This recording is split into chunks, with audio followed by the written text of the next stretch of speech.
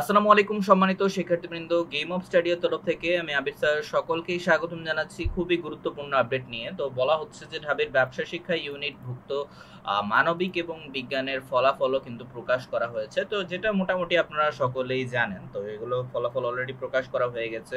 মূলত বিজ্ঞান এবং হচ্ছে কলা ইউনিট যেটা আছে, অর্থাৎ আর্টসের যে পরীক্ষা এবং সায়েন্সের পরীক্ষার ফলাফল ঘোষণা করা হয়ে গেছে। বাট হ্যাঁ, কমার্সের পরীক্ষা নিয়ে কিন্তু অনেক প্রবলেম ছিল। তো কমার্সের যে পরীক্ষাটা আছে সেটা কিন্তু এটার একটু আপডেট রয়েছে, তো একটু অবশ্যই জেনে নেন। মোটামুটি বলা হচ্ছে যে ঢাকা বিশ্ববিদ্যালয় 24-25 শিক্ষাবর্ষে স্নাতক প্রথম বর্ষে ব্যবসা শিক্ষা ইউনিটের বিজ্ঞান ও মানবিক শাখায় শিক্ষার্থীদের ভর্তি পরীক্ষার ফল প্রকাশিত হয়েছে।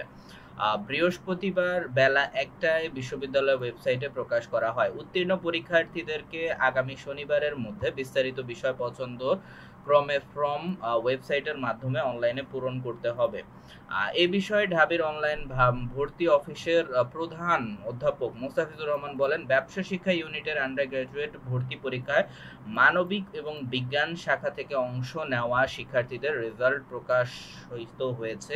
এদের প্রশ্নে কোনো ভুল ছিল না। কিন্তু আরো বলেন, যারা কমার্স থেকে পরীক্ষা দিয়েছেন তাদের নৈর্ব্যক্তিক পরীক্ষা 17ই মে অনুষ্ঠিত হবে, যেটা খুবই গুরুত্বপূর্ণ বিষয়। তো তারপর হচ্ছে তাদের লিখিত পরীক্ষার সাথে বর্তমান নাম্বার যোগ করে ফলাফল প্রকাশ করা হবে।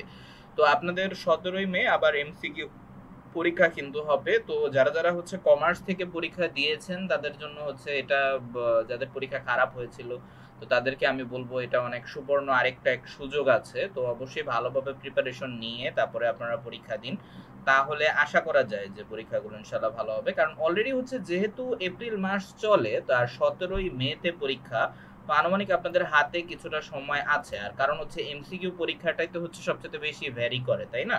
কারণ এমসিকিউতে আপনাদের 60 মার্ক থাকে। আচ্ছা, তো আশা করি হচ্ছে বিষয়টা বুঝতে পেরেছেন আপনারা সকলেই। তো এই ধরনের নিয়মিত আপডেট পেতে অবশ্যই চ্যানেলটিকে সাবস্ক্রাইব করতে ভুলবেন না। আর সকলেই হচ্ছে যারা অ্যাডমিশনের পরীক্ষার্থী রয়েছেন তাদের অনেকেই সকলকেই হচ্ছে শুভকামনা রইল। ধন্যবাদ।